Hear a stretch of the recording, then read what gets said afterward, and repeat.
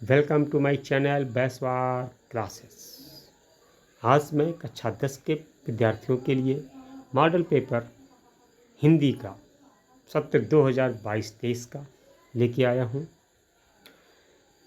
इस model paper का समय 3 घंटे 15 मिनट होता है। नंबर पूर्णांक इसका 70 का होता है।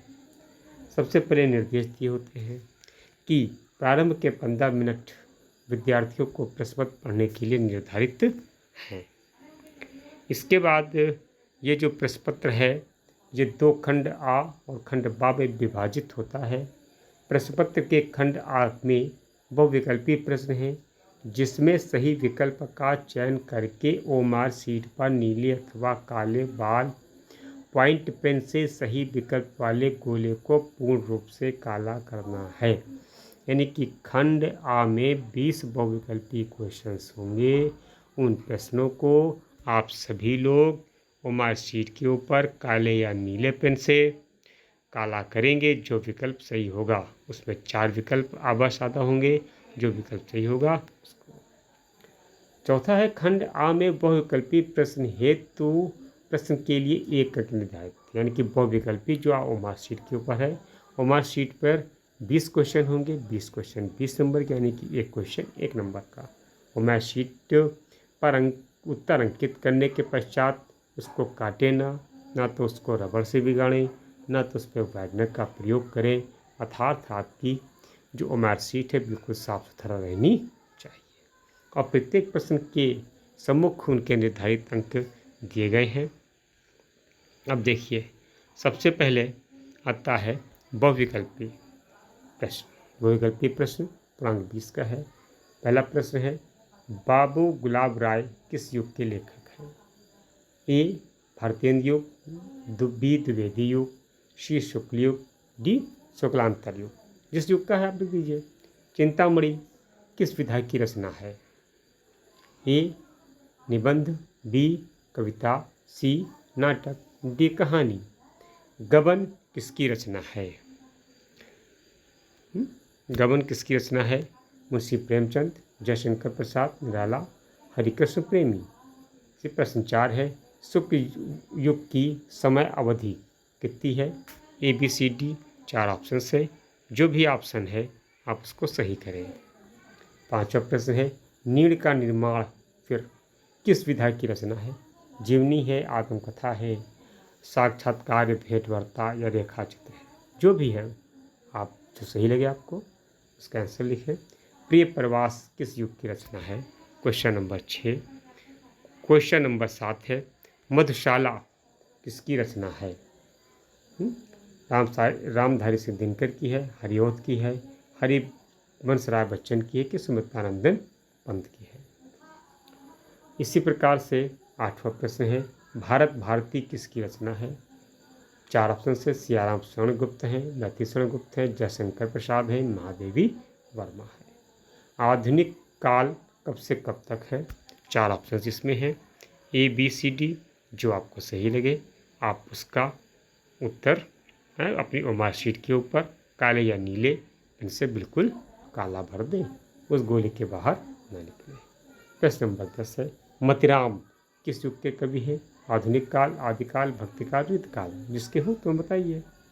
हास्य रस का स्थायी भाव क्या है? हास्य।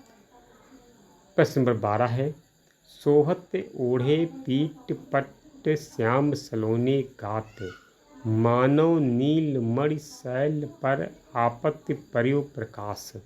यानी कि ये जो पंक्तियाँ दी हैं इसमें कौन सा अलंकार है आपको बताना है। तो उपमा अलंकार है, उत्प्रेक्षा है, रूपक है, श्लेष है। जो अलंकार हो आपको वह उसको आप बताइए। रोला छंद में कितने चरण होते हैं? 14वां प्रश्न है, आकर्षण शब्द में किस आकर्षण शब्द में किस उपसर्ग का प्रयोग किया गया है? 15 क्वेश्चन नंबर है, प्रत्यय कितने प्रकार के होते हैं? 16 प्रश्न है, पीताम्बर में कौन सा समास है? 17 है, आंसू का तत्सम रूप किसका है? आंसू का है, आंसू का है, रोना का है कि आँख का है? प्रश्न नंबर 18 है यड़ संधि का सूत्र क्या है? आप जो हो आप बताइए। फलस्य शब्द का वचन एवं विभक्ति ABCD 4 ऑप्शन है, जो सही हो आप लिखिए। आप पठत धातु का वचन और पुरुष ABCD जो सही हो आप उसके आंसर को ओमेर शीट के ऊपर नीले या काले बॉल पेन से बिल्कुल अच्छी तरह से साफ तरह से भर लेंगे और ओमेर शीट के ऊपर अनुमान का भी ध्यान रखेंगे। क्या अपना रोल नंबर ध्यान से उसमें भर लेंगे। अब आता है वर्णात्मक प्रश्न। ये खंड खा है, ये आपका 50 नंबर का है। इसको करने के लिए आपको एक कॉपी दी जाएगी, आपको कॉपी के ऊपर इन प्रश्नों को करना है। सबसे पहले इसमें एक दिया रहता है कि एक इसमें सबसे पहले एक पैराग्राफ गद्यांश दिया होता है। निम्न पे लिखित गद्यांश पर आधारित 3 प्रश्नों का उत्तर है। आपको इस गद्यांश को पूरा पढ़ लेना है। पढ़ने के बाद आपको इसके उत्तर देना है। इसके बाद आता है इसमें 2 हैं, एक ऑप्शन जो आपको आसान लगे अच्छा लगे उसको आप पढ़ लीजिए। पढ़ के उसके उत्तरों को लिखिए। प्रश्न 2 दिया है, पद्यांश पर आधारित 3 प्रश्न हैं।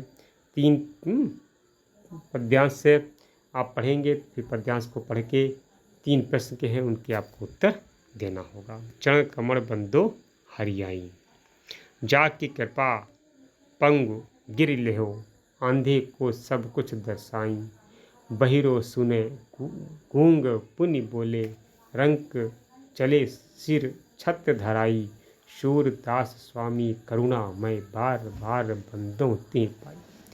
अब इस पूरे पद्यांश को पढ़ करके जो प्रश्न हैं उनके उत्तर आपको देना है। 8वां में भी है, उसको आप पढ़ सकते हैं। सुनि सुंदर वैन सुधारस साने, सयानी है जानकी जानी भली, जानकी जानी भली, तिरछे करी नैन तिन्हें, समझाऊं कछ मुस्कान चली, तुलसी ते औशर से रावें, अवलोकत लोचन लाहु अली, अनुराग के तड़ाक में भान उदय, विकसी मनु मंजल कंज कली। यानी कि अब आपको ये 2 में से जो आपको पद्यांश आसान लगे उस पद्यांश को पढ़ करके आपके जो नीचे उत्तर लिखे हुए हैं इन उत्तर को आपको देना है। अब प्रश्न नंबर 3 में एक संस्कृत का गद्यांश दिया है। दिए गए संस्कृत गद्यांश में से किसी एक का संदर्भ सहित हिंदी में अनुवाद करना है। इसमें 2 हैं और दोनों में से जो आपको आसान लगे उसको आपको करना है। प्रश्न नंबर 4 में दिए गए संस्कृत पद्यांश में किसी एक का संदर्भ सहित हिंदी में अनुवाद करना है। इसके पश्चात आता है क्वेश्चन नंबर 5। क्वेश्चन नंबर 5 जो है अपने पठित खांड काव्य के आधार पर निम्न प्रश्नों के उत्तर देना है। जो भी आपका खांड काव्य हो उसको आप पढ़ करके इसके प्रश्नों का उत्तर आपको देना है।